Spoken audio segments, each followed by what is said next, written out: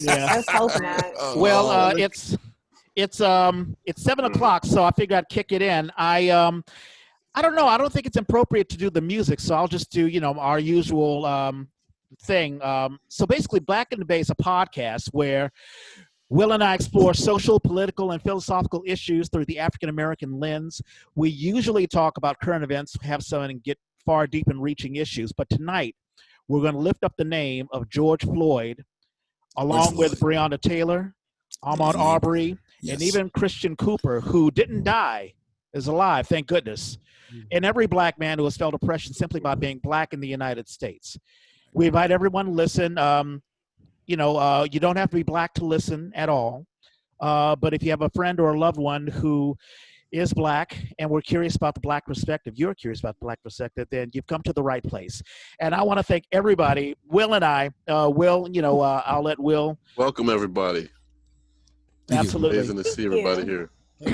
Yeah. Thank you. And I don't want to do a lot of moderating. I do have some questions or whatever. I feel, we're already getting into the conversation, but how is everybody feeling? I mean, I've heard Angry. folks posting emotions. I'll just throw it up there. How's everybody feeling?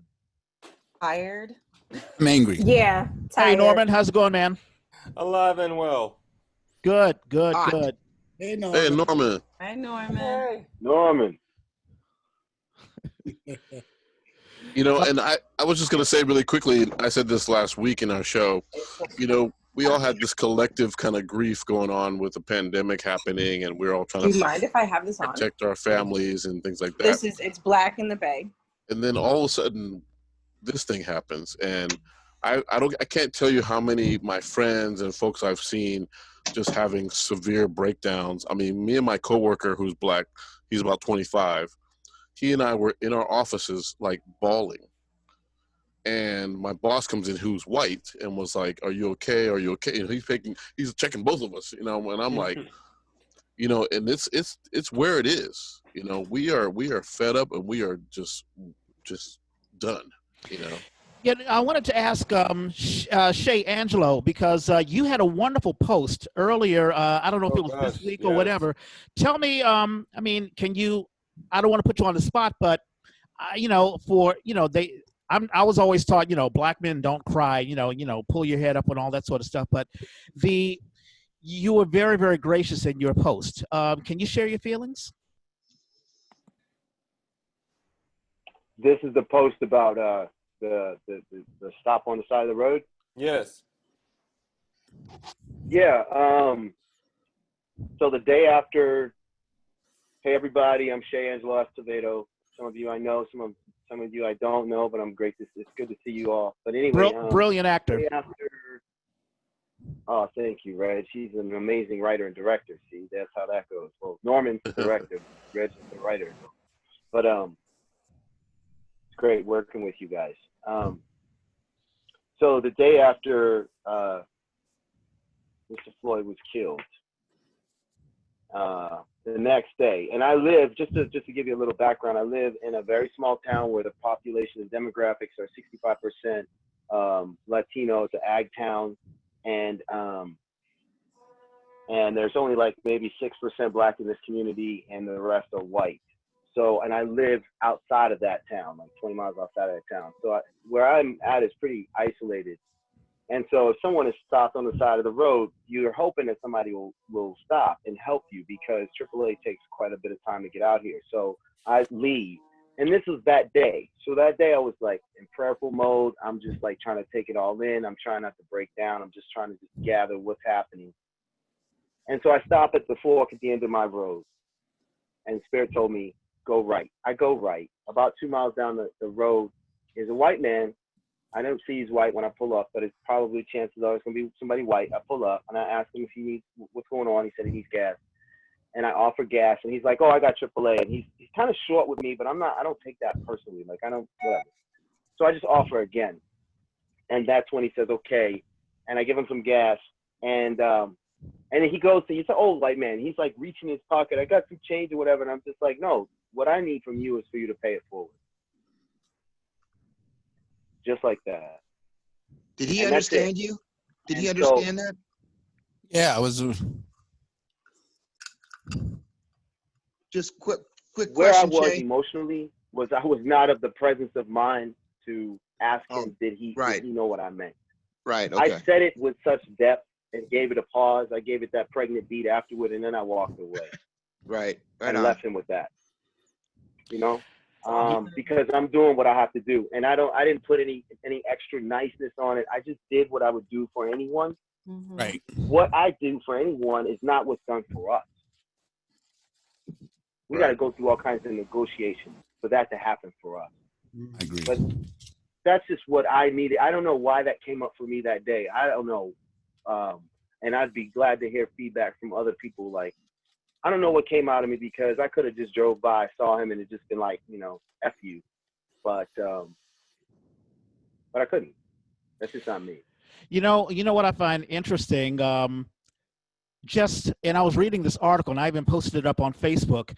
We have to be conditioned as Black men to be nice. I mean, we have to condition our emotions. I mean, my dad, hopefully my dad will come in, it's in DC. DC is 10 o'clock p.m. there. But, we're taught as young kids, as young Black boys, hey, you're going to go out in the street there, and who knows what's going to happen.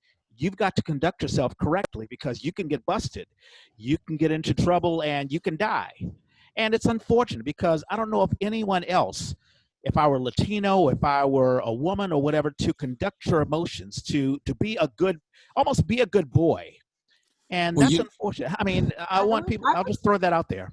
Yeah, I would say that sort of sentiment, I think that all Black people experience that. I know that as a woman that I've been trained the exact same way, which is everything's about making sure that the people who surround you are not uncomfortable by your presence. And that's a lot to hold on to. So I connect with that. This morning I was having a walk with one of my white friends, and I was explaining to him the talk and what we have to go through as Black people. And he goes, it's like you guys are in a concentration camp. And it was kind of like, you know what? You're right. We're locked in this concentration camp where we have to behave a certain way. We have to do a certain thing. We have curfews. If we're outside too late, we get pulled over. I mean, it's like America has a concentration camp and a prison, because a prison, there's some legal form. Concentration camp, there's no justification for locking. Did everybody hear me? Yeah, there was a bit of a lag, but we got it. We totally got it. It does feel that way. And for folks who don't know, Dwight Moore, you are a ex-police officer. You work for the city attorney's office now. So right. Just to give you context. You were talking before 7 o'clock about how police are trained. And can you sort of repeat that? Because that's the thing that sort of gets me. It's like everything is normal until I hear on the news, a cop beat down a Black guy. And I get the feeling there's a normalization of violence, as if a Black man can take a beat down that, someone else can't. Can you talk a little bit about that? Well, my experience in the academy was the San Francisco Police Department, Police Academy was a well done. I mean, they taught us very well. I think the breakdown, and I was telling Will and Reg, is when they go into the field training program. So right now you've done 6 months of stressful training, and if you mess up, you're kicked out. I mean, you're done. Get out of here. So you go through all this stress and all this stuff to make it to the field training so you can become an officer. So the field training program, you get partnered with 3 or 4 veteran officers, and you do for 3 or 4 months, you just go out and do regular police work. Well, it's very subjective. And for most cases, this is where most young police officers learn really bad habits. They learn to turn away. They learn to do things that are improper as far as what they're taught in the academy. So they just take what you're taught in the academy and turn it all the way around and teach you different things. It's kind of funny because I was talking to one of my academy buddies, and he was saying, I was saying, why didn't these guys turn on this guy? And he goes, it's like two brothers fighting, you know? If one brother's drunk and you're trying to take the keys away from him so he doesn't get in the car and they get in a fight, who's wrong? You know? And he said it's really a complicated situation, because what if that Asian cop would have said, okay, that's enough, get off his neck? That older cop would have blackballed him in the department and his career would have been over. Wow. That's deep. That's real deep. Because I always thought that the academy would weed out the bad cops, because you don't want. Well, I mean, it makes cops look bad. It makes good cops look bad. There are a lot of good cops, no doubt. I work with some superb human beings in the police department, and task force on the FBI and Secret Service, and amazing people. It's just that there are a few bad apples that make it horrible for the good ones. You know, and I made the analogy on my. So Dwight, can I ask you a question? Yeah. I'm sorry, Will. A few years back, I was an actor in a series put out by the University of California, which filmed. We did different vignettes to train police officers. So they would have me walk down the street with a hoodie on. They would have me walk down the street and pull a cell phone out. And then Scenarios. They would also take my white actor counterparts and have them do the same thing. What sort of training has been actually initiated in the Bay Area in the last 5 to 10 years to try to counterbalance those biases? Because I was a part of that, but I never saw what happened with that. You know, I can't tell you, because I graduated from the academy in '96, so I don't know what type of extra programs that they have. I do know that they do sensitivity type of things, and they try to bring in the communities and talk to the officers and stuff like that. But again, the academy is they have to by law. I mean, come on, I'm working with the city attorney's office. They have to follow a certain guideline for these guys to get out. So they are going to give them these instructions on how to do it and do it right. But it's the FTO programs that they don't monitor as well. And that's where the bad habits get created. That's where you're really now in the blue code. You're in that code of blue because you're surrounded by your counterparts or your colleagues, and you're trying to fit in.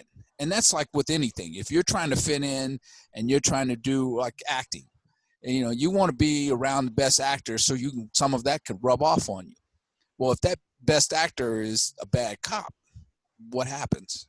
Yeah, I guess the problem with that would be whoever's handling those field training, whoever that officer is, and those. I mean, hey, that gives us a deep perspective into what's going on.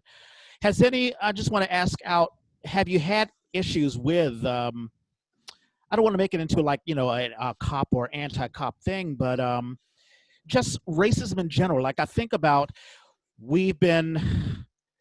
I try to think, well, hey, with every new generation, we're post-racial. We don't have to worry about this stuff anymore. This stuff that our parents had to deal with. I remember when I came out of school, I had a job in Virginia, and I'm like, oh, I don't have to worry about race anymore. I don't have to worry about the racism. And I had a rude awakening because Virginia is part of the Deep South. Right. What have people's experiences in just dealing with racism, if at all? Well, let's do a quick poll, because I think I would love to see, by a show of hands, how many people have had instances with the cops in a negative way. oh damn. Sounds like somebody's got a confession. How about this? No. How about this? How many times have you been had a cop pull a gun on you? Wow. Oh, wow. Just one. Wow. Scary. yeah. Now that's a scary That is situation. scary. Yeah. Very scary. Just one cop. It was a fleet of them. No, go ahead. Say it again, Pete. Pete, say it again. Saying, can you guys hear me? It Yeah, I wasn't can hear just you. one. Yeah. It wasn't just one policeman. I was stopped with a white guy driving what turned out to be a car that he didn't pay make his payments on. It was out in Hollywood, Beverly Hills Center, and we were surrounded by police and all guns drawn. And I can't say it was systemic racism because the guy was a white guy. It turned out he had a gun in his car, and I was just a passenger with him, and had to get down on the ground in the spoon position, and ended up spending a night in the Beverly Hills Hoosgow. Wow. Oh, wow, you did. Wow. Norman, what did you have an experience? You had a big Yeah. reaction there. Oh no, I was one. I figured I'd be surprised to see a show of hands of those who didn't. But yeah, because I've told various stories over the years, and it always cracks me up. Not cracks me up. What else can you do but laugh? But for me, no, I was doing delivery for a courier company. And so when I'm suddenly looking down the barrel of a gun, I have never felt more black in my life because I was like, oh shit, I might die. This is a total mistake. This shouldn't be happening, but I might just be about to die for no other reason than this. So, yeah, what happened? I mean, they mistook you for someone else? No, it was a building with a silent alarm. It was a weekend. I didn't normally work weekends, and I got sent on deliveries. It was over near the financial district in San Francisco. I walk up to this building. The door is open, and I do like I would do any day. I walk in, I get on the elevator, I go to the floor I'm supposed to go to. I walk onto this floor, and there is nobody. It's one of those cubicle open office kind of scenarios. Mm-hmm. I walk around. These folks even had a spiral staircase in the middle of their office that went from one floor to the next. I don't find anybody anywhere. So I call my supervisor and they say, oh, well, don't leave. Let us call and find out what's going on. So I'm like, well, I need a bathroom. I go down to the bottom of the spiral staircase and there's a bathroom. And I go in there and I'm doing my business and suddenly I hear, is there anybody in there? And I was like, yeah, this is the police. Come out now. I'm like, oh, okay. So I walk out the door and the man is coming down the stairs with his weapon drawn. And I'm just like, maybe I get a chance to explain. Right. Something else happens.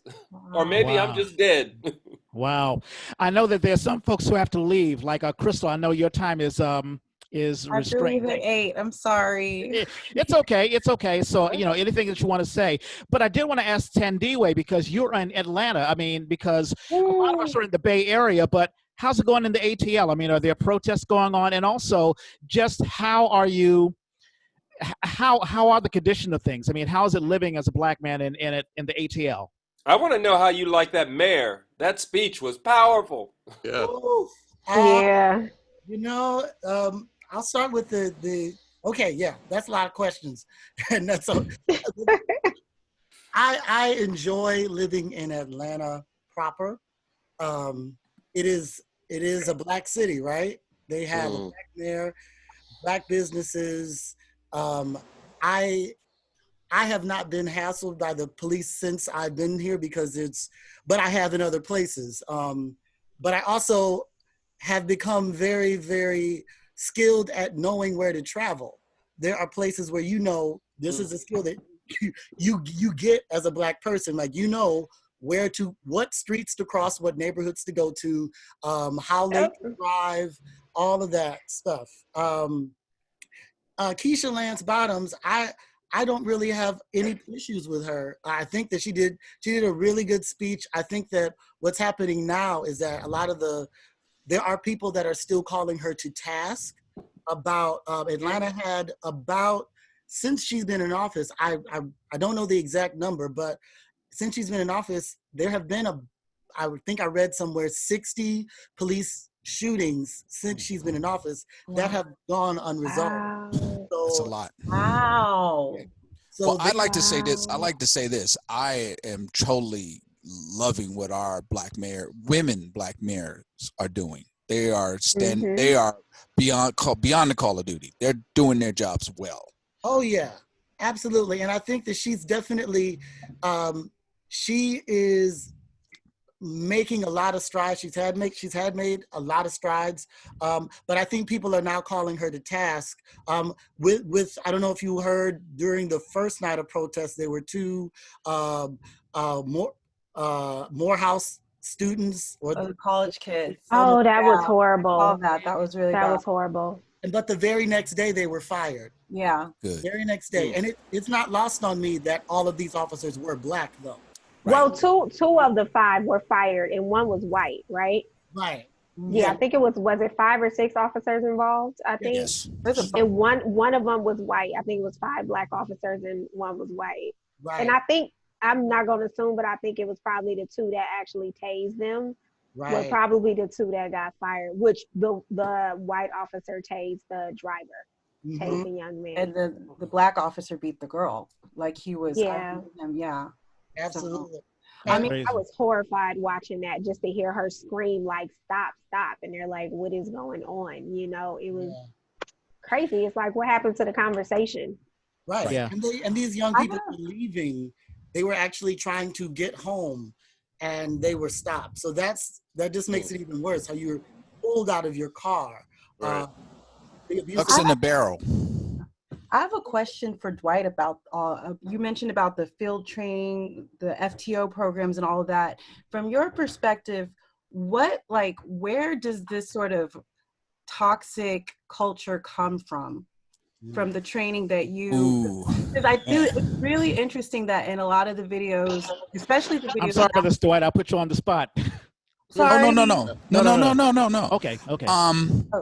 You know, I guess one of the reasons I became a peace officer is I thought maybe I can come in and make a change to this old traditional old blue boy environment. And getting into it's a lot deeper and a lot screwed up than I ever thought it was. And instead of sticking around, I made a hasty exit for it because it wasn't what I thought it would be.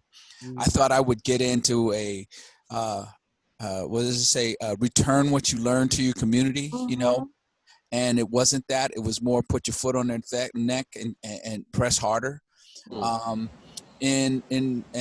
it's so ingrained in them. I mean, I guess the police force, their basic motto is to teach you how to be a soldier rather than a peacekeeper or a community to serve the community.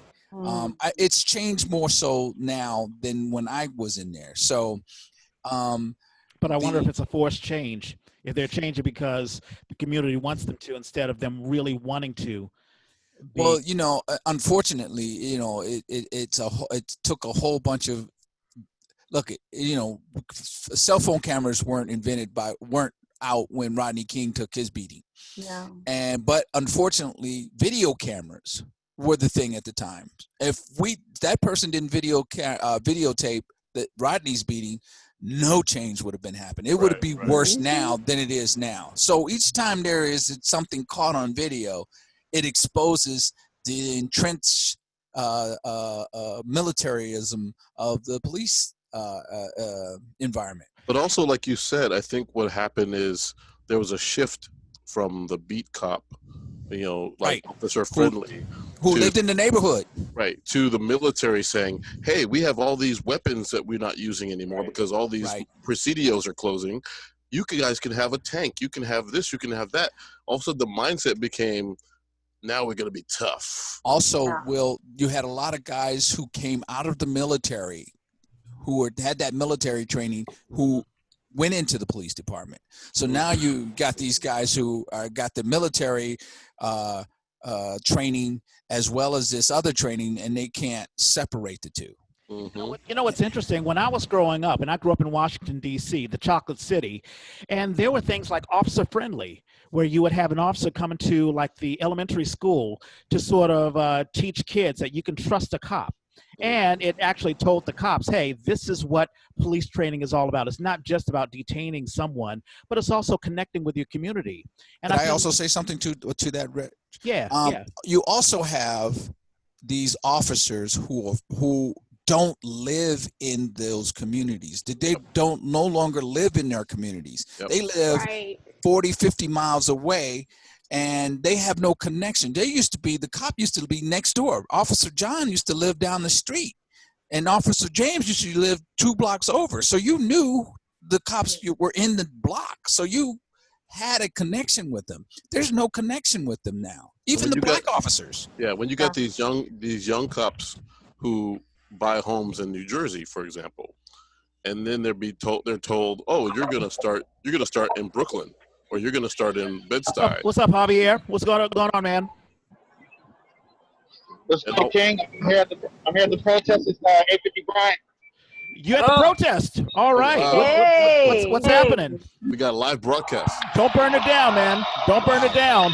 The nice young. The nice young. Wow. For those that don't know, Javier Reyes is the artistic director of Colored Ink, and he works with a lot of youths. Okay, Javier. Awesome. My boy from Bravo.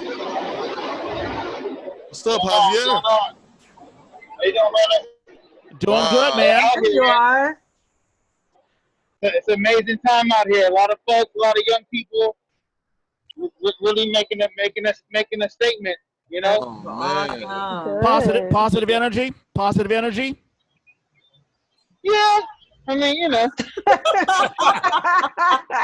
Let's just say For the most part. Javier's been telling these stories for many, many years. You know, and folks don't realize this dude, man. He is, powerful. Wow. Powerful stories. Thank you. Well, appreciate that, brother.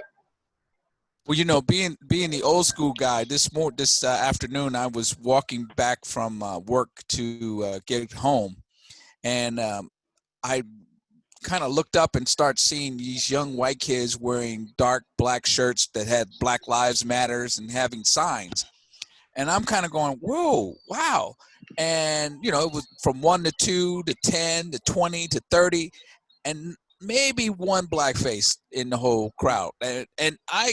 You know, I'm walking the opposite way because I'm trying to get home because I'm too old to get out there. Mm-hmm. And so I just instinctively started to celebrate them, you know, just clapping, saying, hey, you know, thank you, you know, and I think they appreciated that. Yeah. You know, it's interesting, and we have a couple of individuals who are not speaking, but they are in the audience, Lauren and Phoebe and Val. But yesterday, one of the attorneys, so I'm a paralegal, and me and Leanne, we're co-workers, paralegals, and we have, there was a white attorney who just called me, and I was like, okay, so let me get my pencil and paper down, and I'm going to write down what direction she wants. And she was like, no, I just want to know how you're doing. Just tell me how you're doing because I want to connect with you. And I said, hey, thank you so much. And so for those folks who are white and you want to be respectable and you don't want to take the stage or whatever, but you still care and you separate yourself from the conservatives. Thank you. I just want to say that. Let's take a poll again. How many of you guys have had white friends call you and say, how are you doing? This is the first time that, I mean, there have been plenty of men. Oh, I have to say, yeah, I have. Like, there's been plenty of videos that we've seen, right? And this is the first time where I've had multiple coworkers call me and check in on me. And I hear you, like, I feel the same way in the sense that, you know, there's nothing going on right now, right? Like, people are out there. They're not going to grocery stores or you know, they're not going to bars or anything because of COVID.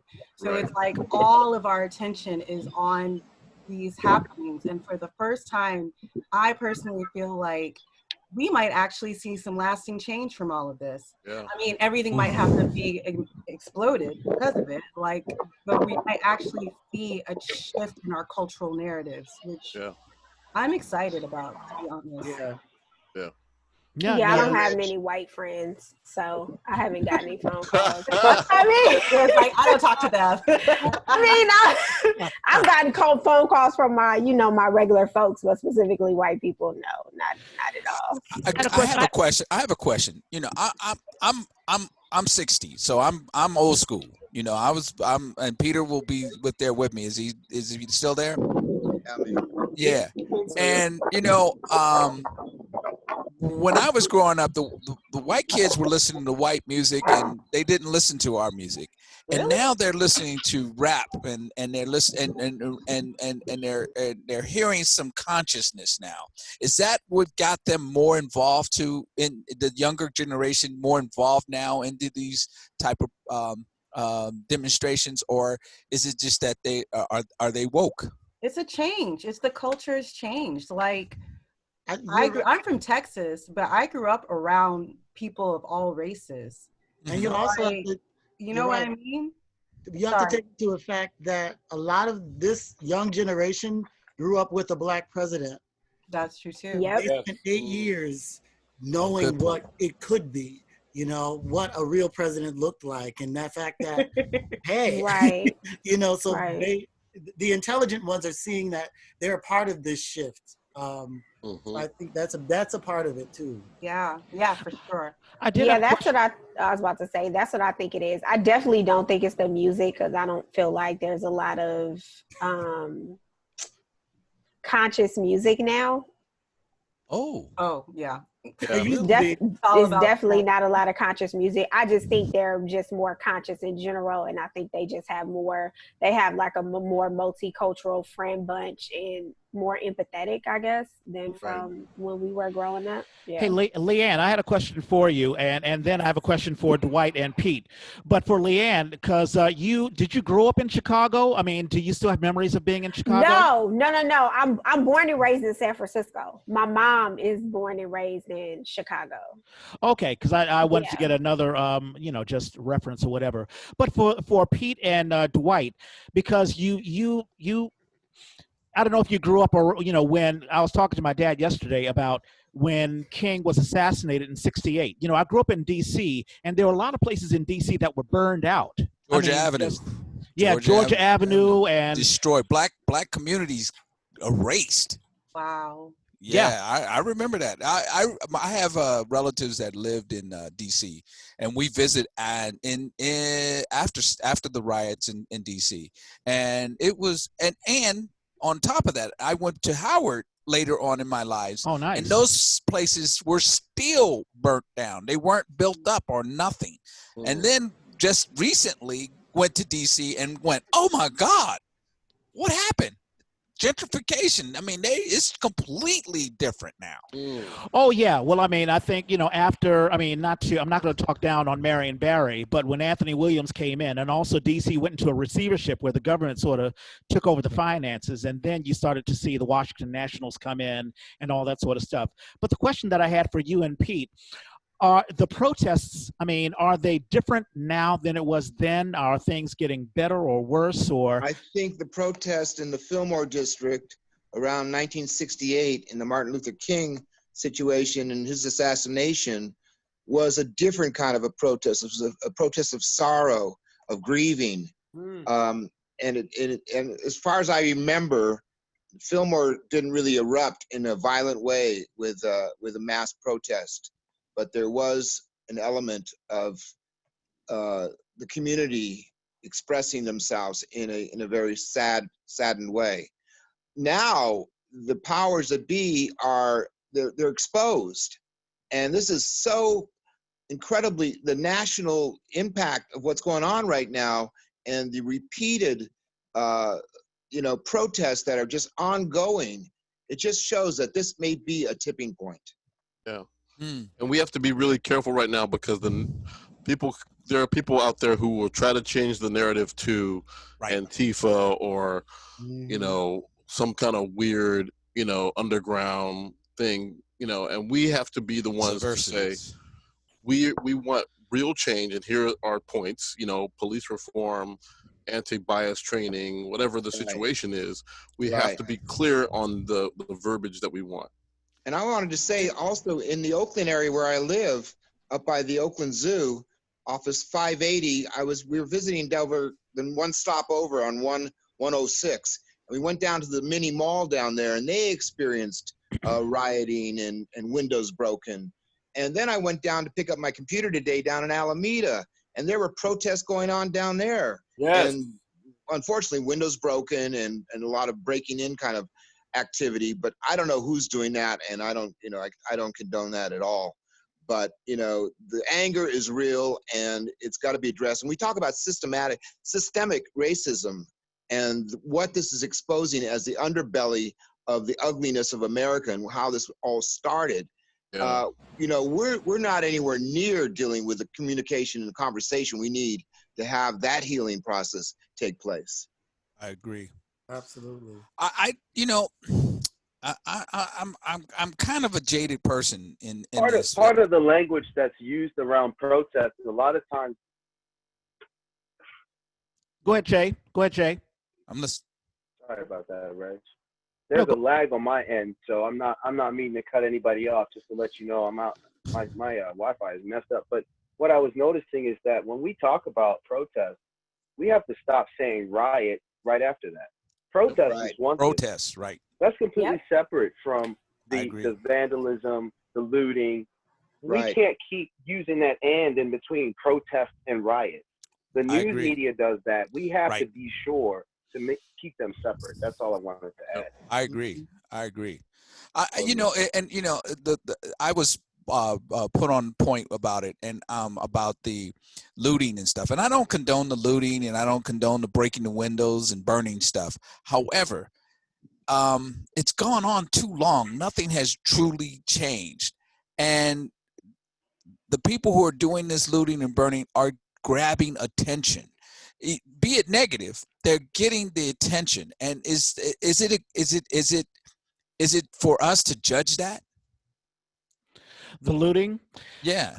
You know, I mean, you can certainly call, I mean, the problem that I have with the media, you know, and of course there are right wings who will take the negative aspect of it and say, well, that makes everything wrong. And it's a trick that Nixon used. You know, Nixon talked about law and order. When I heard Trump talk about law and order, I think 2 days ago, maybe it was yesterday, it's like, wow, that's so Nixonian. That's exactly what Nixon said, because Nixon took the pain of King's death and the fact that the Black Panthers, or, you know, some of the other more militant version of, you know, the movement, you know, sort of took advantage, or, you know, did what they did. The Republicans and the far right and those who never cared about racial equality, they said, oh, see, that's the reason. This is why, you know, we need to have the cops, and we need to have, you know, the militarization and all that sort of stuff. Right. There's a wonderful book, Walking with the Wind. I don't want to get too long-winded, but Walking with the Wind is a book written by John Lewis, who is the senior House of Representatives, and he was a member of SNCC. And he talked about the difference between Southern blacks who were raised in the church. This is the John Lewis and Martin Luther King Jr., Ralph Abernathy, and they had, you know, the movement based on Christianity and nonviolence. And they even practiced, hey, we're going to ball up because we know we're going to get beaten up on. We know we're going to get spat on. We know we're going to get the hose, but we're going to deal with it in a nonviolent way. And then you have the Stokely Carmichaels and other folks from the North, or who had a very different energy, basically saying, F the police, and we're going to do whatever we can, the ballot or the bullet, and get a gun and all that sort of stuff. So it's interesting when I see it, the variations, but I think there are people who will manipulate. They will take, you know, just the paltry few who want to do violence and break into windows and steal, and say, well, the whole thing, this is what Black Lives Matter is all about. And of course, it's totally false. Here's the difference with the civil rights movement and what's going on now. They were very well organized. Yes. Because first, when you had the March on Selma, you sent the young people in first, so that so the media can see that these cops are beating on young people. Then you move into the other people. We don't see any staging. We don't see any different levels of disagreement and protests with this. This is all. Everything now is emotional. Strictly emotional. I agree with that I agree with that in a sense, but I will also say that there's one thing that we have now that is extremely powerful to watch happen is the use of social media that we have now, because I can get on Twitter, movie studio, and see what CNN is saying, and then watch Twitter and see it entirely revealed in an entirely different way. I love that. Yes. The gentleman who had the bow and arrow, got on CNN and said, "Oh, two black men beat me in my car," and then the cell phones came out and Twitter came out and saw him with a bow and arrow and him getting his ass beat because he tried to shoot a bow and arrow at people. And the kids were white. Right, and the kids were white. Life at the speed of Twitter is this whole, you get to see the truth in a very unfiltered way. Yeah. And I think that that is something that that certain people, if used correctly, can be used to our advantage. And in some ways that it is now. And it is a way that we can start taking this, take what we have now and figure out a way to organize it. Like you said, it doesn't need to be organized. And I'm so happy for people who know how to turn their camera on really quick, because I'd be still going like this. Yeah, I know. I hurried up trying to get my phone out. Yeah. Is Javier still there? Javier? Make sure they turn it horizontal. Yeah, I'm here. Yeah, I was going to ask you, I didn't want to ignore you, but what do you feel about the protesting? And also you work with kids. So, I mean, how do you, what are you hearing from, you know, the younger folks about how they feel and on all that sort of stuff? Man, these kids, I mean, let's just take the protesting and the rebellion, I should say, aside. These kids, this is the alley-oop generation. I'm just going to put it out there. This is the generation that the ancestors have been throwing, they're going to put the ball in a position where these kids are going to slam it home. They're smarter. They're more creative than any other generation. The problem is that there's so many voices, but there's few leaders. Because the other, right? Can you hear me? Yeah. It was a little fuzzy for a second. Broke up a little bit, yeah. Sorry. So what I was saying is there's a lot of voices, but the leadership, and that's the part where because I hate when people talk down on them, but they don't realize the kind of young people, the kind of mobilization that's happening. These kids are out there by themselves. They've been out here by themselves, right? They've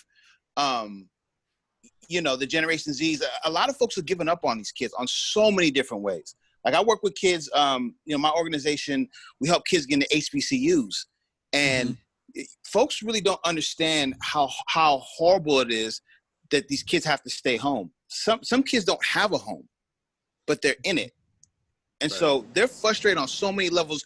The SFUSD has failed them in this whole COVID-19 stuff. I mean, there's been so many parts of this that has truly let them down.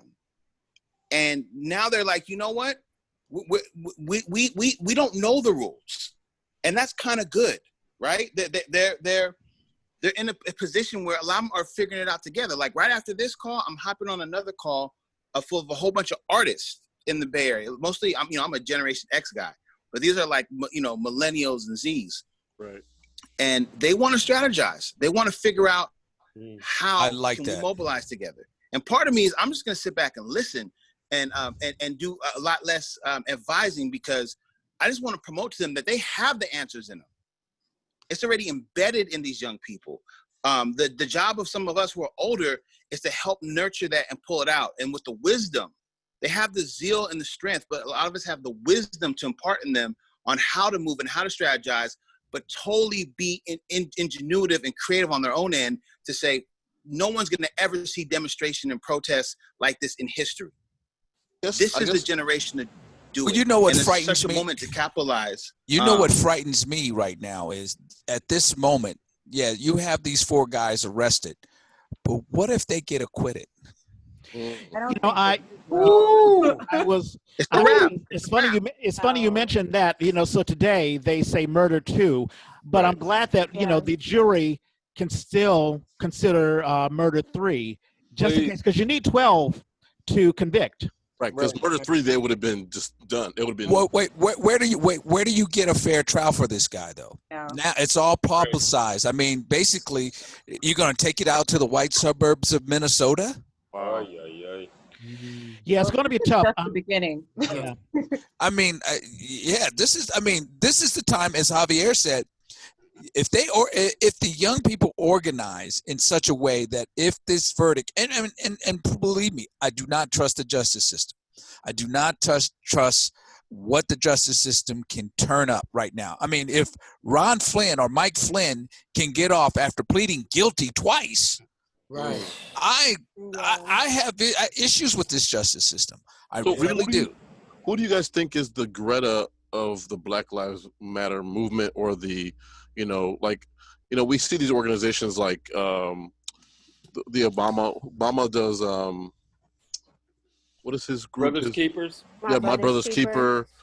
Like who are these leaders that we need to see that can lead these young folks to the next level?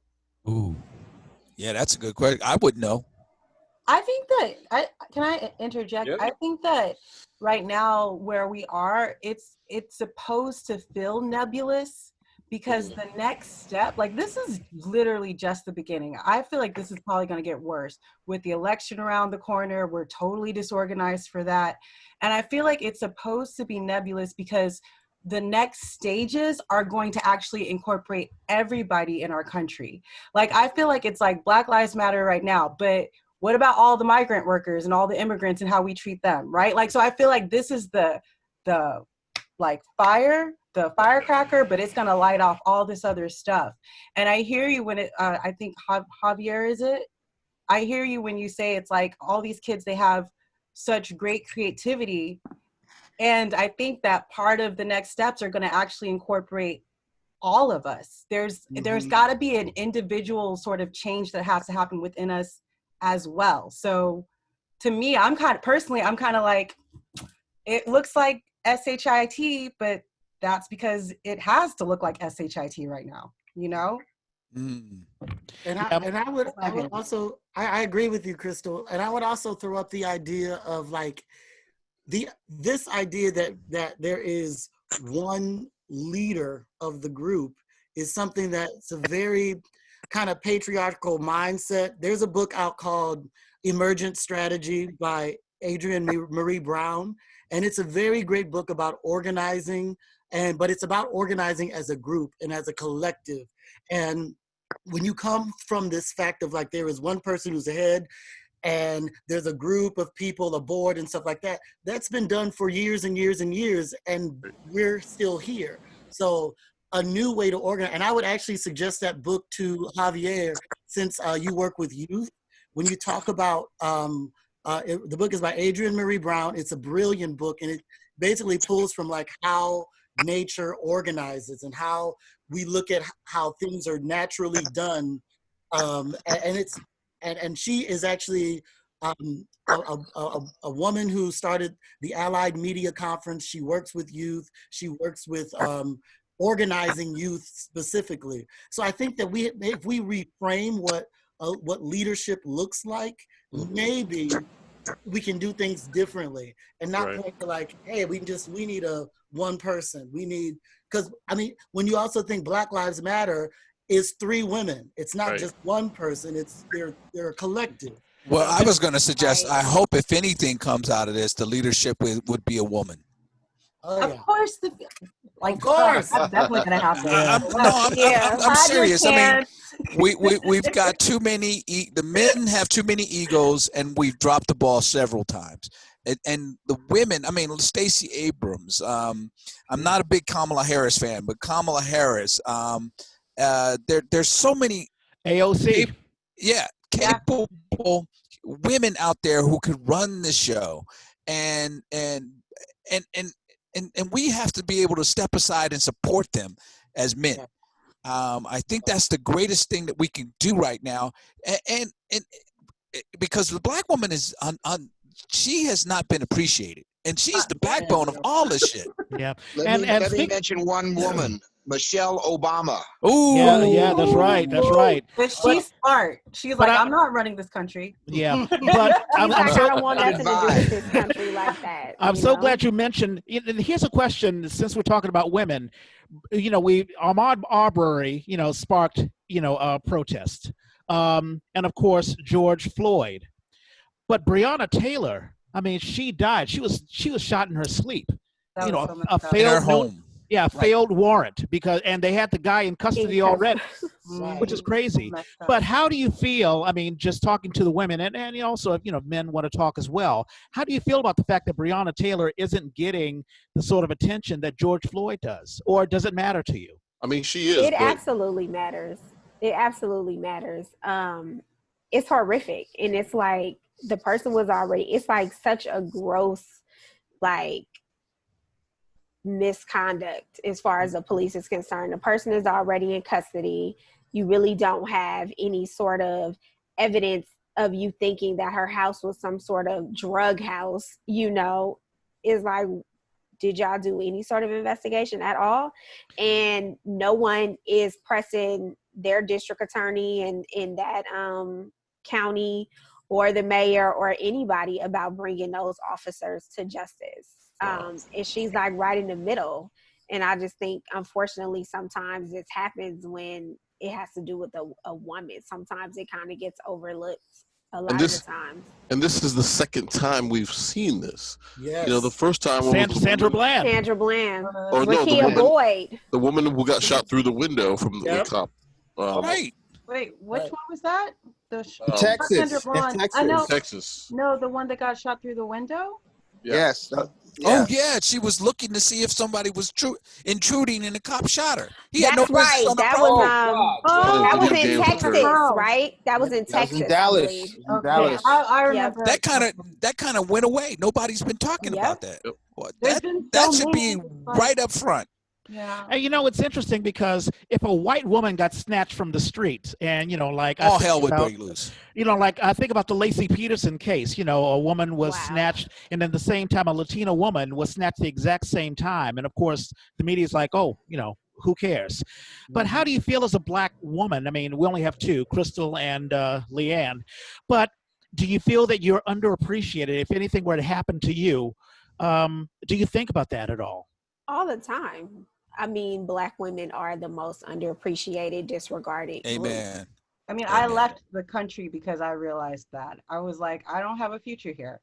So when I was 22, I was like, fuck this. I'm moving to Europe. And then I had to come back. So, yes. Wow, it's deep. Yeah. But also, some of you are parents. How many of you are parents?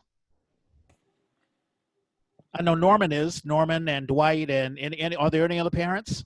I'm an auntie. Because I wanted to know. Is 20. I have a 22-year-old nephew, so yeah, I'm always worried about him. Yeah, because I wonder, what do you tell your kids? I mean, so Norman, you haven't been talking, but I know you're a stepfather to Dexter. Have you guys had any conversations at all? How old is Dexter? Dexter is 18, just turned 18.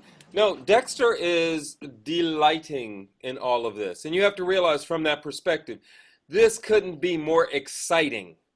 And he is enjoying the hell out of that. No, I mean, I would actually toss it to Tandiwe. You're raising a little girl. Yeah. When you're raising a little kid in this environment, you want to keep them safe.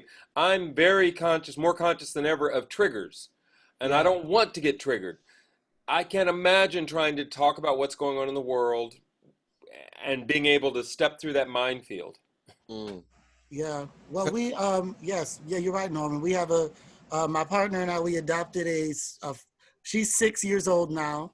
And in addition to her being out of school for the first grade, the trauma of her being pulled out of school, not being around her students, having to adjust to Zoom classes for a 6-year-old like that. Yeah. I mean, everyone's losing their mind. Right now, right now, we like educating her about COVID-19 was fairly easy compared to this. Like it really is basically keeping her safe because she is 6 and I do everything in my power to make sure that I don't let her watch a lot of white people on television. I would like to instill black people. I go back and I watch old shows. I will put on we watch Family Matters. We watch, we are watching, those are the type of things that I want her to see. I want her to see positive portrayals of Black families, even though we don't give a lot of LGBT families back then, but we still, Right. I need her to see positive Black families, because where she came from the foster system, she said the first week she was here, she wanted to be white. She was not very supported where she was before. So trying to undo all of that is where we are right now. And luckily, both of our parents are very, very active in keeping her. I mean, she's got the Black books and all the Black dolls, and we have a village that's helping her. So at this point, we're in the protective mode because of everything that she's been through and where we're at right now. The conversation is like, how do we bring up how do we bring up the inequalities to her? Right now, we're protecting her. Part of me is like, maybe I should just wait till she's in 3rd grade and have her watch Roots like I did and go to school angry the next, just like I did. I'm going to bring it down a little bit because, and I'm sorry to put this in there, but I love it. I recently experienced a suicide in my family. My young nephew, So sorry to hear that. The hurt is now I have my nephew here in my house who's living with us, and my son. They're 22 and 25.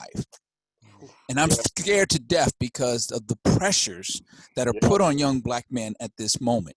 I mean, like Reg alluded to, we're not supposed to cry. We're not supposed to be this. We're not supposed to be that.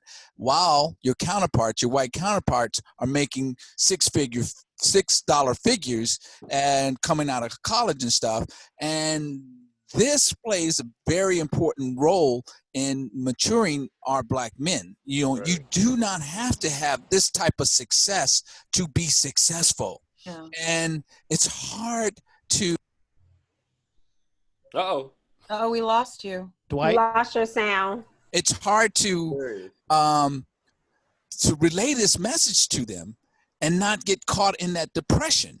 And my nephew who killed himself, of all the people in the world, he would have been the last person I would have thought that would kill himself. So this is on my mind right now, is my Black males are seeing they're doing the right things. They're cooperating with the cops and they're still getting killed. They're not making any money. They have no identity right now because of, again, the society has the social media and all this has put so much shit in their heads that where do we go? What do we do? How do we protect them now? I mean, we can't keep cooperating with this patriarchal system and expecting not to come out of it depressed, full of anxiety, and suicidal. This is a time for us, in whatever generation we're in, to create within ourselves what we want this to be like, to work with the youth, to help build what they want it to look like. And we can't use this bullshit as a model. Right. That's where we go wrong. We need a team huddle. Yeah. Black people now need a team huddle. And we need a playbook. That's what this is. Like for real. And I. Javier. Try to get Javier because you're breaking up. We're doing the best we can. What's happening is, people are. Sorry. It's okay. Well, I like what you said about the huddle because I was saying that, like a lot. Oh no! Oh wow! I want to hear him. Javier. Hello. I'm not going to leave until I hear Javier say something. Come on, Javier. Sorry. Oh. Can you hear me now? Yes. Yeah. I moved it. So, I think right now it's like the scrimmage time, right? Like we've been scrimmaging, but like folks are getting ready to start getting the Black playbook. I just put it on there. Like Black Twitter is more of a political party than any of the two parties that we have right now. You know what I mean? Like, and Black people are I mean, it couldn't be more better timing, even with the Tulsa, Oklahoma massacre anniversary, that it is time for a rebirth, Black Wall Street for us, but to learn and recreate and build. Like finally, I think maybe a black bank will come out of this, or you know, how about like an ambulatory system? come on, black hospital. I really think we're gonna start going. I think we as black people, I hate to say it, we do better in a conflict zone than comfort zone. Right. Right. When we know that there's an identifiable enemy that isn't each other, for some reason we walk upright a little bit more. We start to think, oh, you know what? This shit isn't just non-factual. This is real. So if we don't start coming, like, you're gonna see unprecedented stuff like gangbangers, like for real truces. I think it had started when Nipsey Hussle died, and it was a preview of the unprecedented stuff you're about to see. That a lot of shit gonna be let go on the streets, and people have to realize we gotta link up. I just saw today at the Atlanta protest a video. A friend posted the Crips and the Bloods in Atlanta tied their bandanas together.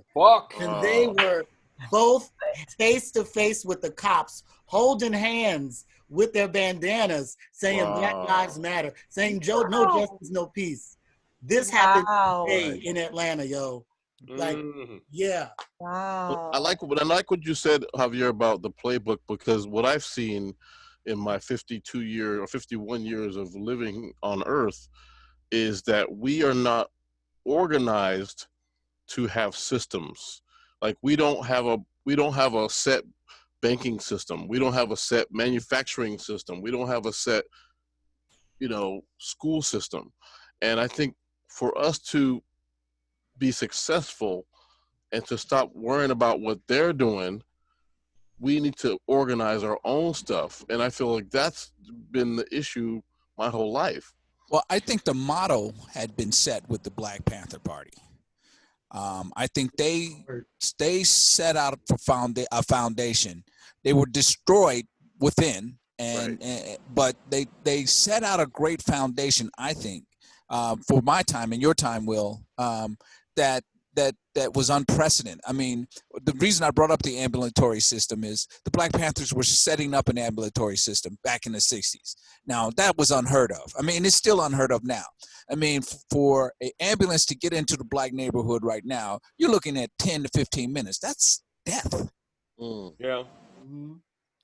I was going to ask a question. Have we given up on the Democrat Party? I mean, King had worked with... Two-party system is dead. Is that right? Does everybody feel that way? I hear you. It may be dead, but it's our only alternative to dump Trump. We got to get rid of him first. Yeah, you're right. You're right. We definitely got to get rid of him. That's the main objective. That should be number one in the playbook. I mean, this should be the start of a Tea Party-ish type of thing, right? So we should have some sort of organization that is going to support the Democratic Party for now, but then we should say, okay, now we're going to start creating our own delegates, our own folks to start organizing something for Yeah, that's what parliamentary system. Yeah, that's what Fannie Lou Hamer. I think Fannie Lou Hamer did that. Back in the '60s when because King didn't just march, but he also worked with Kennedy, put pressure on the White House, and then we started packing in the delegates and started getting in our own issues and stuff like that. And of course, Vietnam and of course Nixon sort of undid that. But we have an opportunity now. I mean, Biden.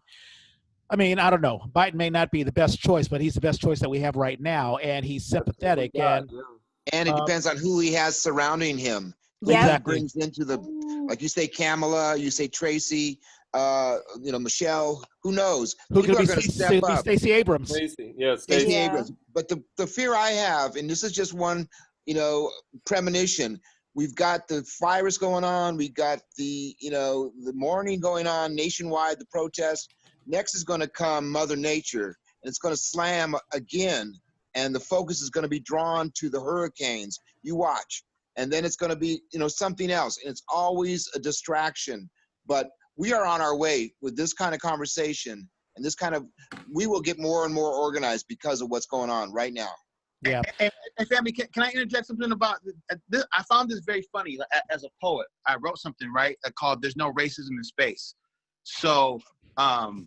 So on Monday, on Veterans Day, brother George was lynched, right? The day after Memorial Day, SpaceX, right? Right. Yeah. Exactly. And it got canceled. Exactly. Right? The weather delay, and I thought, you know what? That shit wasn't an accident. because you know why? And then I just immediately had rage for Elon Musk. And this is the reason why.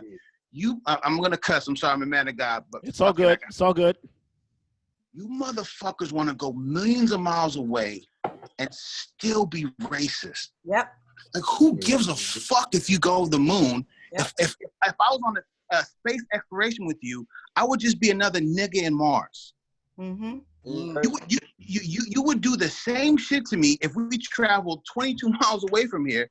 And so it makes sense why white people want to be in space so much, because they can't feel the weight of racism. Yes. Yeah.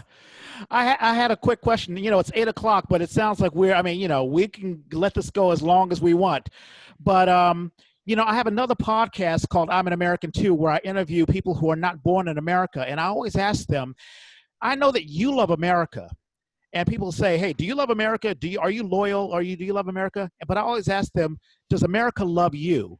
And I never thought of asking myself that, or any of you guys. And it's an abstract question. I probably know what the answer is, but do you feel that America doesn't love us?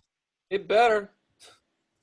It should, but it showed us that they don't. Like, I've always felt like the Black relationship to America is like, we're like that step kid. We're like Cinderella. We're like really amazing. We have all these awesome skills. We're super connected, like spiritually and whatnot, but get away from us. You know, like there's this weird relationship. I wanted to quickly say, because we were talking about politics, and I just want to throw it out there because I kind of like plant the seed. I think we should move to a parliamentary system. We need multi-party systems. This two-party system is not working. Doesn't work. And kill the electoral college. Not kill that. That has to go. Gotta go. Yes. Yeah. I have to go. Is it Thank you possible? so much. Thank you, Crystal. Thank you so much. Bye. Bye. Have a wonderful night. You Thank too. you, Crystal. I tell you, the first time I felt very patriotic was when Obama won, and I remember crying and I'm bawling, and seeing him. I really felt American at that point, and I was like, this could be it. This could be the change. Mm-hmm. And then we got shit on. Folks was like, nope. And I have to say that I when I went first out to Howard, I drove out to Howard, and this country is beautiful, man. I mean, there were places I saw that I would probably never forget. I mean, just gorgeous, gorgeous places. And then, I get into D.C. and I'm living through the Ronald Reagan era, and I'm looking, it's ugly. It turned ugly quick. And then I drove back home to California and saw the beauty again. The wide open spaces, the arches of Grand Canyon and all that stuff. And I'm saying, what a beautiful place. It's too bad white folks are here. Yeah. It's crazy, yeah. But they are. And it's funny because, we have like, people will say, well, there's LeBron James and there's Michael Jordan and there's Tiger Woods and there's these famous people and there's Cardi B and there's Beyonce and there's people who are doing great things. There's Barack Obama. We had our chance to have a black president. We should be happy. Right. So what do you think, I want to hear from everybody, is the essential problem that white folks have with black people? Because one thing I'm trying to reconcile is, what do we have to reconcile for? Like, what have we done in this country to be given such a harsh sort of response? That's the deeper meaning. Wow. We're talking about fear. How long do we have? The fear factor. I've got an answer, but everybody grab your sleeping bags. We give them a constant reminder of their past that they are not willing to look at. They only want to look at their accomplishments that they make on the backs of everyone else. They only want us to see, they only want the outside wider world to see strides. But we are a constant reminder that you made those strides on our backs. And they can never get rid of that. That's my personal opinion. There's also the fear of losing their power and their privilege. Right. That's menace. And they made a mistake introducing freedom and liberty to us they romanticized it so much. These American people, they romanticized liberty and freedom, and it was good for them, but not for us. But yeah, it was never meant for us to have. Right. They created it for themselves. They But wanted once you give an ounce of knowledge of liberty to anybody, they are going to want more. Right. And we do, and we will get it. We have the knowledge of liberty in our DNA. You have to work so hard to take it out of us, you know, and they're still at work with it. Chains attached. Absolutely. That goes back to my concentration camp analogy. Yeah, you know, it's interesting. I'm going to squeeze a little bit of history in there, but so Trump was talking about, you know, using I think the 1807 and not the Impressment Act, but I forget he wanted to use federal troops. Right. What is it? Insurrection Act? Is it part? Insurrection. Yes, the Insurrection Act. Yeah. But there's also a thing called the Posse Comitatus. Right. Comitatus Act. And the interesting thing about the history behind that, and basically the Posse Comitatus Act is basically you cannot use federal troops to enforce state and local law. Right. And of course, the 1807 Act is about it has to be an insurrection. But that was during the Posse Comitatus Act was during the Rutherford B. Hayes administration. Rutherford B. Hayes gave birth to Jim Crow. Right. Because in 1876, he won an election, but he actually lost the election to Samuel Tilden. It was very similar to 2000. He had lost the general election, and the South were upset. You know, the Southerners were, you know, really pissed off. So he was like, I tell you what, I'm going to remove Union troops. You guys can write whatever laws you want. And the Posse Comitatus Act basically says, hey, federal troops cannot enforce state laws or whatever. So Trump got that mixed around, but it was also an interesting and very sad history. I mean, when I was a kid, I saw, you know, like I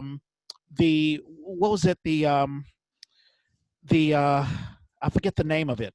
Basically, there were these men who were senators, black senators in 1876. Right. At 18, you know, It's 60. back and those guys, yes. The Freedmen Bureau. That's Right. what I was trying to say. The Freedmen Bureau. Right. Public schools. Yeah, but it all went away in 1876 with Rutherford B. Hayes. Right. So Yeah, I totally get there's this really great podcast that I've been listening to called 1865. And they basically they start with the assassination of President Lincoln, and they do a really, really great job. It's very theatrical. You all would really enjoy it. But they really line out. They talk about the Freedmen's Bureau and all of this other things. And essentially, it's the fact that the South never really paid the restitution that they needed to after losing the war. Usually when you lose a war, you don't get your flag, you don't get your monuments, you don't get the type of things that the South still has. I live in Atlanta. They just changed Confederate Avenue last year to United Avenue. And they did that because the soccer team is called Atlanta United, not because it was we don't want Confederate stuff right now. There's Plantation Road and all this other stuff. There's so much of that. And I will say this. If I called up, Mr. Dwight, you were talking about concentration camps. If I called up Auschwitz and wanted to plan my wedding, I would be considered an asshole. But I can go to a plantation today and say, I want to have my wedding. And let's do a photo shoot by the slave quarters. America can commodify anything. That is what we have decided. We've taken money. What was his name? Ryan Reynolds, I think, was going to do it until it got publicized and then went, oh. Wow. Exactly. oh, really? Ryan Reynolds was that? I think so, yeah. That blind to? Oh, wonderful. It was a big industry. I was talking to Reg earlier too, and there's this young woman who's on Facebook that just really doesn't have any clue on what being black is. And what was her name? Talking about Candace Owens? Candace Owens. Oh, yeah. There are a couple out there. What do we do with them? I mean, we have those Clarence Thomases and the Ben Carlsons and the Alan West. What We talked about Alan those Keyes. are? Remember Alan Keyes? Yeah. Alan Keyes. Well, Keyes is not as bad as West and those guys. I mean, these guys are monsters. I mean, you can revoke their black card and basically tell them. Well, it's self-hate. They hate black people, and they sort of hate themselves, and so they take it out and they tell the Republicans, "Well, I'm black, but I'm not like those black folks." It's very insulting. And I think for a lot of them, it's just a way for them to make some money, especially Candace Owens. Like, I feel like she just really want the paycheck for it. I mean, the only thing we can really do is just let her continuously make herself look stupid. I mean, that's pretty much it. Hey, family, can I make a suggestion? Can I make a suggestion real quick? Because I gotta go meet with these young artists and activists. I'm really feeling the impression on my heart as one of the gifts God has given me to be a bridge builder, and I feel like one of the gifts I have is to bring people together that I feel should be in the same room. Mm-hmm. And I really feel this is one of the biggest parts of the playbook, I believe, is this mending of generations in our community. Oh, right. Mm-hmm. Of some real like there's shit that we're dealing with the system, and then there's some internal stuff. I was talking, I forget his name, well, I want the young people that I know, these young, amazing activists, to know these amazing brothers and sisters on this line. And with all the historical information that y'all have and the wisdom mixed in with their knowledge and their interpretation and their future thoughts, how powerful of a dialogue and just folks coming together that would be, man. Like that would make my year to bring some of the youngsters I know to the next Zoom you do, which I hope you do, Reg, so that you can meet them yourself. You can hear their voices, you can hear their hearts and where they're at. That would be awesome. I'd love to do that. That'd be great. Yeah. So I'll talk to you offline, Reg, but I please like soon. Like I have equity with these cats because I'm there with them, and they need to know y'all. They need to know y'all, and vice versa. Like, there's too many amazing people that just never are in the same room. Mm-hmm. Yeah, we'll definitely set it up. And, the skillet's hot. If we don't do it now or soon, then, the momentum will be gone. So we'll definitely set it up. And thank you, Javier. You were a great presence, and thank you so much. Yes. And you had some really good insight. I'm going to have to go because you too, man. I have a family. My family sits down and has dinner, and that's how we communicate with each other. Yeah. So we sit down and talk about. We're trying to get away from the current events because it's so depressing. But we sit down and talk about how we feel and everything. And I'm being called to dinner. It's wonderful to have these many brilliant minds collaborating and just clearing the air. And I agree with Javier that this is a lot of talent being wasted. And Leanne, I'm for women all the way. I'm tired of men's leaderships. We fucked everything. Excuse me.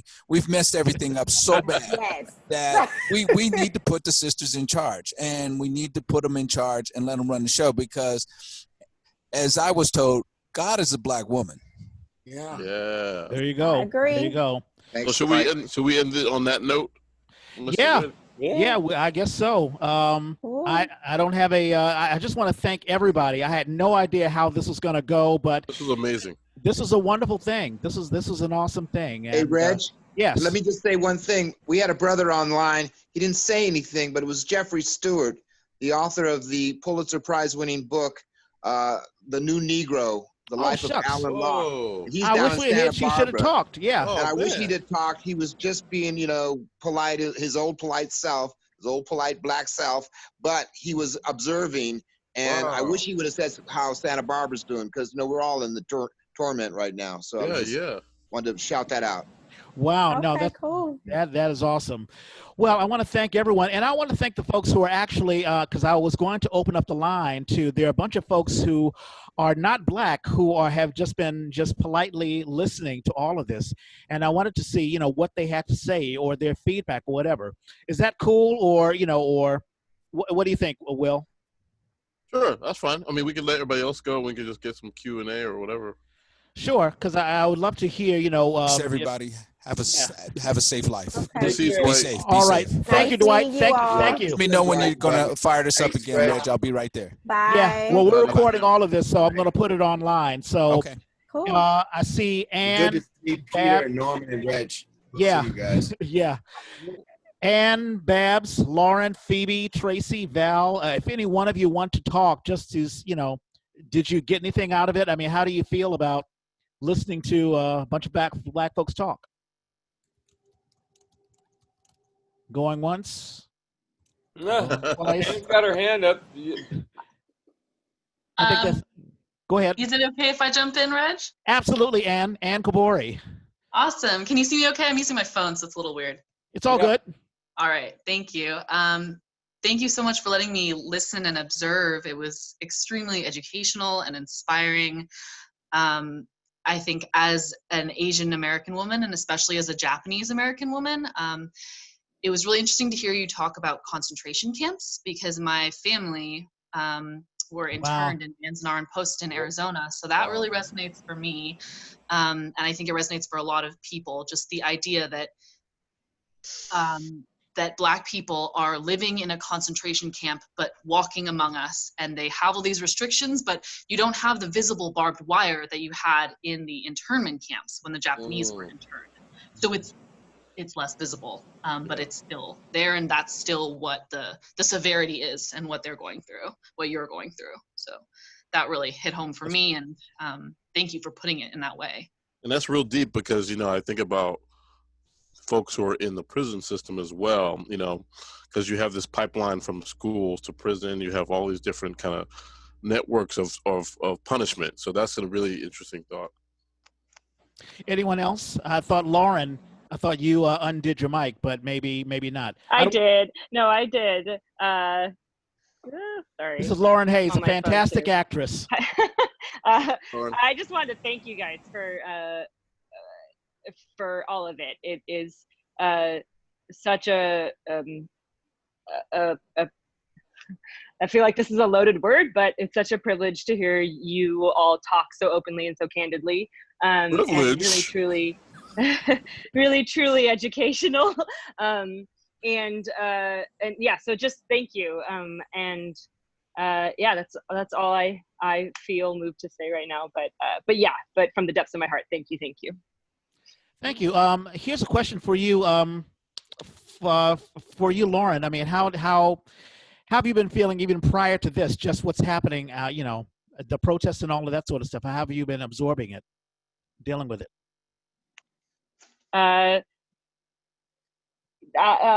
Gosh, I am. That's a hard question to answer succinctly for me right now. Didn't mean to put you on the spot. No, that's okay. It's complicated. I'm very lucky in that I'm still working. I work in education, and so my mind has been slightly divided, and I haven't really gotten a chance to process everything. But I'm really glad that that people are having conversations. I have seen, I'm not super active on social media. So I haven't really had a sense of the entire scope of everything that is happening. But what I have seen has been positive conversation, which is really encouraging. And having people post about how they're realizing that white people post that they're realizing that things need to change, and that they thought it was okay to just say, oh, I treat everyone the same, or that I don't see color, and realizing that isn't enough, that more needs to happen. So that has been encouraging. And I think what's really on my mind and heart is trying to figure out how, because of the kids I work with in Santa Clara, trying to figure out how this translates to them. And it's really hard because we're all separate because of, you know, remote learning and social distancing. Anyway, sorry, I'm talking too long. Like I said, no, it's fine. It's fine. Yeah. putting this succinctly is hard, but I appreciate, I feel like a lot of opportunities have come out right now, or there are lots of lists about of resources and opportunities to learn and to hear from people like this. There are other avenues for learning as well, and I'm so glad that that is happening, and I am so glad that I'm able to learn and also take the time to learn right now because of I'm stuck in the house. So, yeah, no, anyway, thank you. That was yeah. a lot, but no, but thank you. It's sort of good to learn that, you know, as we're talking, because, you know, learning is not just about us, you know, Black folks trying to figure it out how to function in a world where, you know, you can get arrested or killed at any given time, but also, go ahead. Well, I was just saying it's interesting because just listening to you, Lauren, I'm surprised, but not, you know, I'm not angry, but I'm surprised at the fact that it's not so upfront for you, because you, like you said, I'm not on social media, but for someone who is sort of out there on that level, it's more traumatic for me. I mean, I guess that just reminds me. Oh no, I'm sorry. Sorry to clarify that. It is very much been weighing on me emotionally. I'm sorry. I meant that I haven't given myself time to process it, Right. because of demands of work and taking care of the kids. Right. So like overall right now, self-care has been hard. So trying, yeah. So anyway, so no, it has definitely been working on me hard. But I yeah, sorry. So just to clarify, I'm sure it's not the same experience at all. No. As you. I think I'm realizing for me that I need to step back somehow else too, because I think if you're constantly in this trauma kind of vibe, it's dangerous to your soul, right? So, you know, and even watching this stuff, it's like watching a snuff film. It's like your visual, you know, scar is just opening more and more and more. And so listening to you, I'm just like, wow, I want to be where you are.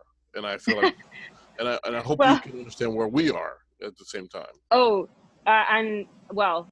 yes. And I am thankful for the opportunity to understand more and more every day.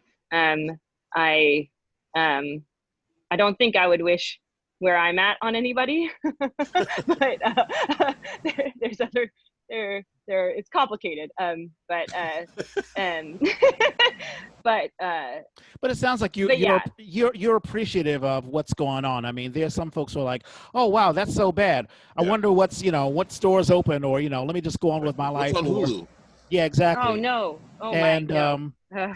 Sometimes it's important to absorb, because I want to feel that other people sort of understand. I mean, no one can be, you know, I can't expect you to be Black or to understand what it is to be a Black person, but at least to sort of to see, you know, what's going on. It's just like me, you know, I don't know what it is to be a woman. And Norman and I talk about this all the time, you know, like I could walk late at night to my car and not worry about getting raped or something like that.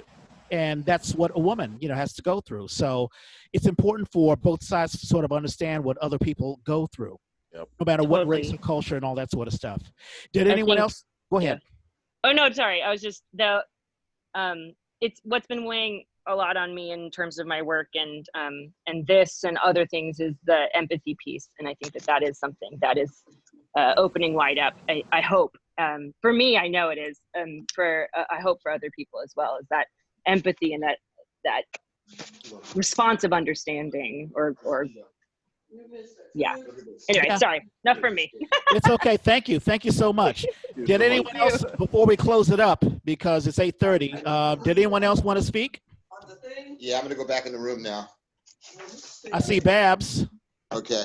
Babs, did you want to talk? Yeah, I just wanted to say thank you for including me. Pete told me about this, and I asked him if I could come. So thank you for letting me be here and listen.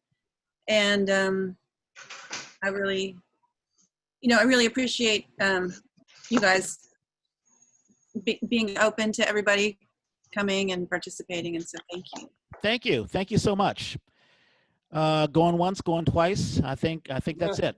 Well, people are shy. That's all good. Thank you. Reg, and thank you everyone for yes, as everyone mentioned, speaking candidly and open, and it's definitely, I guess, a lot to take in for me, and so I appreciate just hearing other perspectives. So. Yeah, thank you. Is that God? That's Val. She's another one of my co-workers, and she wanted to listen in, so I gave her a link. And so thank you, Val, and I'll see you tomorrow. Yes, you will. Okay, bye. All right. There is one positive thing that I try to take from this, and it's when we talk about the young people. On the one hand, there's so much that they seem to take for granted, or they don't understand with the depth of generational knowledge that some people may have. I think that's actually more of a positive than a negative. You know, the fact is our leaders have often been people who are of their time, and they find a way forward that we can't see. And so when I find myself not knowing what to do next, or wondering why young people are doing it the way they're doing it, I often find myself coming back to that thought that it's their turn, and bless them. Hope they get it better than we did. Yeah, it was encouraging to hear Javier talk about the energy of the youth, and I have to remind myself, like when I was young, it was Yusuf Hawkins. And a lot of people don't know Yusuf Hawkins. In '89, he was killed by a bunch of white kids, Italian kids, because they thought that he was dating their sister. Right. And we were marched. So there was a time where I had my march, or the Million Man March. And so the millennials, or I guess whatever Generation Z, I forget what the generation it is. This is their moment, and so they're grabbing onto that moment. They are. Yep. Okay, I think that's it. I'm not going to force anyone else to talk, so I'm going to post this online. I'm going to post this on YouTube, and also the audio will be on the Apple Podcast app. And for those who have a Android device, it'll be on SoundCloud. It'll also be on Spotify. And that is it. Wow, what a night! Will, we did it. We did it. Thanks, Reg. This was Will. probably our biggest event ever. Yeah. Norman. Yeah, we freestyled it. So that's it. I'm going to close it up, and good night, everybody.